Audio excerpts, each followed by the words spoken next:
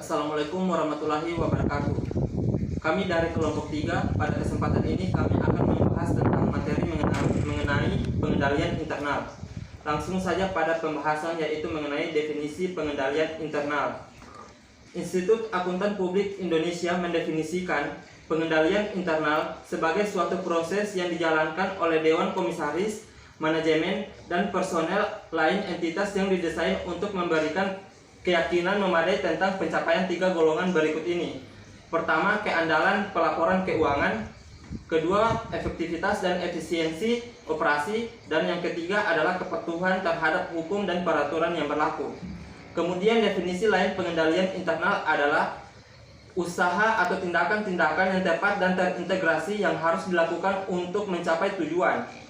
Pelaksanaan internal tersebut memberikan seluruh anggota organisasi, bukan dibebankan pada bagian tertentu saja, sehingga memberikan keyakinan terpercaya atau seluruh kegiatan organisasi yang meliputi reliability dari pelaporan keuangan, efisiensi dan keefektifan atas kegiatan atau operasi perusahaan, dan kepatuhan terhadap hukum dan undang-undang yang berlaku.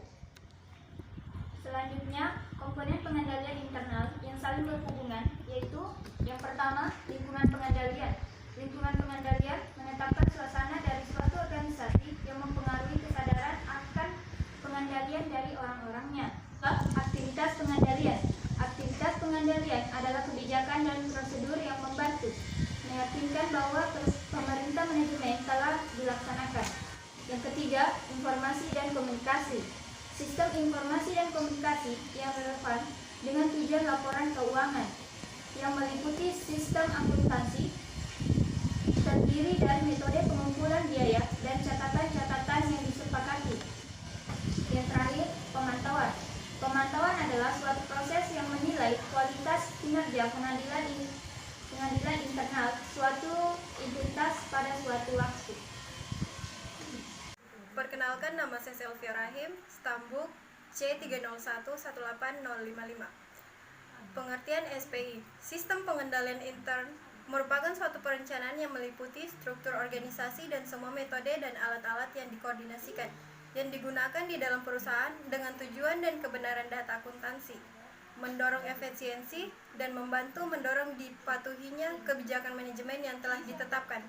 Kemudian tujuan SPI. Dari definisi di atas dapat kita lihat bahwa tujuan adanya pengendalian intern terbagi menjadi 4. Yang pertama, menjaga kekayaan organisasi. Yang kedua, memeriksa ketelitian dan kebenaran data akuntansi. Yang ketiga, mendorong efisiensi. Yang keempat, mendorong dipatuhinya kebijakan manajemen. Kemudian, jenis SPI. Dilihat dari tujuan tersebut, maka sistem pengendalian intern dapat dibagi menjadi 2. Yang pertama, pengendalian intern akuntansi. Yang kedua, pengendalian intern administratif. Kemudian, peran penting SPI, salah satunya menciptakan pengawasan melekat, menutupi kelemahan dan keterbatasan personil, serta mengurangi kemungkinan terjadinya kesalahan dan kecurangan. Kemudian, keterbatasan SPI. Keterbatasannya yaitu kekeliruan pengoperasian sistem, karena terbatasnya informasi dan waktu, karena tekanan lingkungan, atau karena terbatasnya kemampuan, meskipun SPI sudah dilengkapi dengan pedoman penyelesaian masalah. Dan selanjutnya yaitu keterbatasan SPI. Keterbatasan SPI terbagi menjadi 5, yaitu yang pertama, kekeliruan pengoperasian sistem, karena terbatasnya informasi dan waktu, karena tekanan lingkungan, atau karena terbatasnya kemampuan, meskipun SPI sudah dilengkapi dengan pedoman penyelesaian masalah. Yang kedua yaitu pelanggaran sistem, baik disengaja atau tidak, misalnya karena kesalahan interpretasi, kecerobohan, gangguan lingkungan, perubahan personalia, atau perubahan sistem dan prosedur. Yang ketiga yaitu solusi atau kerjasama negatif sekelompok orang. Yang keempat, pelanggaran dengan sengaja oleh manajemen. Yang kelima, dilema biaya manfaat. Baik, selanjutnya kita akan membahas tentang elemen sistem pengendalian internal. Sedikitnya ada 5 elemen dalam SPI. Yang pertama, lingkungan pengendalian, sistem akuntansi, prosedur pengendalian, penilaian risiko, serta informasi dan komunikasi. Baik, yang pertama tentang lingkungan pengendalian. Dalam suatu organisasi, lingkungan pengendalian menekankan pada berbagai macam faktor yang secara bersamaan akan mempengaruhi kebijakan dan prosedur pengendalian. Yang kedua, sistem akuntansi. sistem akuntansi dalam perusahaan tidak hanya digunakan untuk menghasilkan laporan keuangan saja, tetapi sistem akuntansi ini juga dapat digunakan sebagai sistem pengendalian manajemen. Yang ketiga, prosedur pengendalian. Prosedur pengendalian merupakan kebijakan dan aturan mengenai kelakuan karyawan yang dibuat untuk menjamin bahwa tujuan pengendalian manajemen dapat tercapai. Secara umum, prosedur pengendalian yang baik terdiri dari beberapa hal. Yang pertama, penggunaan wewenang secara tepat untuk melakukan suatu kegiatan atau transaksi. Dalam organisasi, setiap transaksi hanya terjadi atas dasar otorisasi dari pejabat yang memiliki wewenang untuk menyetujui terjadinya transaksi tersebut. Oleh karena itu, dalam organisasi harus dibuat sistem yang mengatur pembagian wewenang untuk otorisasi atas terlaksananya sistem setiap transaksi. Dengan adanya pembagian wewenang ini akan mempermudah jika dilakukan audit trail, karena otorisasi membatasi aktivitas hanya pada orang-orang yang terpilih. Otorisasi juga mencegah terjadinya penyelewengan transaksi kepada orang lain. Selanjutnya, pembagian tugas. Pembagian tugas berfungsi untuk memisahkan fungsi operasi dan penyimpanan dari fungsi pencatatan atau fungsi akuntansi. Dan suatu fungsi tidak boleh melaksanakan semua tahap suatu transaksi. Dengan pemisahan fungsi operasi dan penyimpanan suatu fungsi pencatatan, catatan akuntansi yang disiapkan dapat mencerminkan transaksi yang sesungguhnya terjadi pada fungsi operasi dan fungsi penyimpanan. Jika fungsi disatukan, akan membuka kemungkinan terjadinya pencatatan transaksi yang sebenarnya terjadi, sehingga informasi akuntansi yang dihasilkan tidak hanya dapat dipercaya kebenarannya, dan berbagai akibat kekayaan organisasi terjamin keamanannya. Selanjutnya, pembuatan dan penggunaan dokumen dan catatan yang memadai. Prosedur harus mencakup perencanaan dan penggunaan dokumen dan catatan yang memadai untuk membantu meyakinkan bahwa adanya pencatatan transaksi dan kejadian secara memadai. Selanjutnya, pembuatan dan penggunaan dokumen dan catatan yang memadai. Prosedur harus mencakup perancangan dan penggunaan dokumen dan catatan yang memadai untuk meyakinkan bahwa pencatatan transaksi dan kejadian secara memadai. Selanjutnya, dokumen dan catatan yang memadai akan menghasilkan informasi yang teliti dan dapat dipercaya mengenai utang, kekayaan, pendapatan, dan biaya suatu organisasi. Yang selanjutnya yaitu keamanan yang memadai terhadap aset dan catatan. Keamanan yang memadai meliputi pembatasan akses ke tempat penyimpanan aset dan catatan perusahaan untuk menghindari terjadinya pencurian aset dan data atau informasi perusahaan. Selanjutnya, pengecekan independen terhadap kinerja. Semua catatan mengenai aktiva yang ada harus dibandingkan atau dicek secara periodik dengan aktiva yang ada secara fisik. Pengecekan ini harus dilakukan oleh suatu unit organisasi independen untuk menjaga objektivitas pemeriksaan.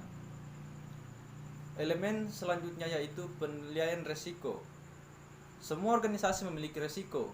Dalam kondisi apapun yang namanya risiko pasti ada dalam suatu aktivitas, baik aktivitas yang berkenaan dengan bisnis, yang dalam hal ini berkaitan dengan profit atau non-profit maupun non-bisnis. Semua risiko yang telah diidentifikasi dapat dianalisis dan dievaluasi sehingga dapat diperkirakan intensitas dan tindakan yang dapat meminimalkannya. Yang terakhir yaitu informasi dan komunikasi. Informasi dan komunikasi merupakan elemen yang penting dari pengendalian internal perusahaan. Informasi tentang lingkungan pengendalian, penilaian risiko, prosedur pengendalian, dan monitoring diperlukan oleh manajemen Winnipeg untuk sebagai pedoman operasional dan menjamin ketaatan dan pelaporan hukum dan peraturan-peraturan yang berlaku pada perusahaan. Informasi juga diperlukan dari pihak luar perusahaan. Manajemen dapat menggunakan informasi jenis ini untuk menilai standar eksternal, hukum, peristiwa, dan kondisi yang berpengaruh pada pengambilan keputusan dan pelaporan eksternal. Selanjutnya adalah standar umum. Standar umum terbagi atas 3. Yang pertama adalah kompetensi auditor, yang kedua adalah independensi auditor, dan yang ketiga adalah pelaksanaan auditor secara cermat dan seksama. Selanjutnya adalah tujuan SPI. Adapun tujuan SPI yang pertama adalah menjaga kekayaan organisasi, yang kedua adalah memeriksa ketelitian dan kebenaran data akuntansi, yang ketiga adalah mendorong efisiensi, dan yang keempat adalah mendorong dipatuhinya kebijakan manajemen. Yang selanjutnya, standar pekerjaan lapangan. Yang pertama, perencanaan audit dan supervisi asisten auditor. Yang kedua, pemahaman SPI dalam perencanaan audit, penentuan sifat, saat, dan luas audit. Yang ketiga, kecukupan dan kompetensi bukti. Selanjutnya, jenis SPI terbagi atas dua. Yang pertama, pengendalian intern akuntansi atau preventive controls. Pengendalian intern akuntansi dibuat untuk mencegah terjadinya inefisiensi yang tujuannya adalah untuk menjaga kekayaan perusahaan dan memeriksa keakuratan data akuntansi.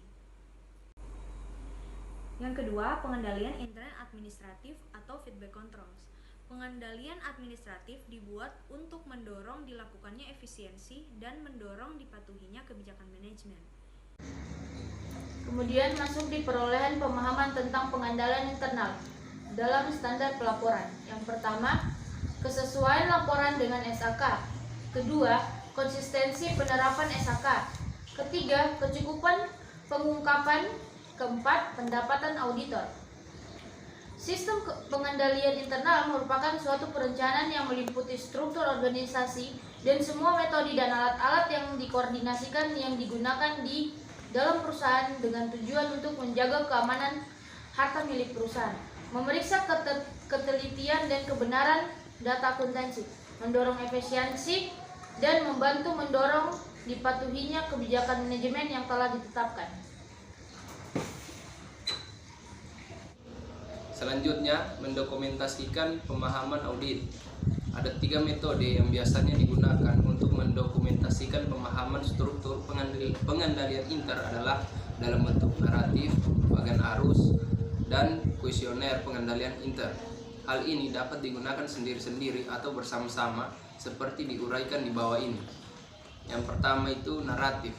Naratif adalah deskripsi tertulis dan struktur pengendalian inter klien. Narasi sistem akuntansi dan prosedur pengendalian terkait yang pantas mencakup 4 karakteristik. Yang pertama itu salah satunya permulaan timbulnya setiap dokumen dan catatan dalam sistem, misalnya deskriptif lurus menyatakan dari mana pemahaman pelanggan berasal dan bagaimana faktur penjualan timbul. Yang kedua itu ada bagan arus. Bagan arus adalah menjelaskan tentang penggambaran dengan simbol diagram atas dokumen klien dan urutan arus dalam organisasi. Bagan arus yang memadai mencakup 4 karakteristik seperti yang diidentifikasi untuk deskriptif naratif. Yang ketiga, kuesioner pengendalian inter. Kuesioner pengendalian inter menyatakan satu rangkaian pertanyaan mengenai pengendalian dalam tiap-tiap bidang audit, termasuk dalam lingkungan pengendalian sebagai alat auditor untuk mengidentifikasi aspek-aspek pengendalian inter yang mungkin tidak memadai. Jadi sekian dari presentasi kelompok kami dan terima kasih.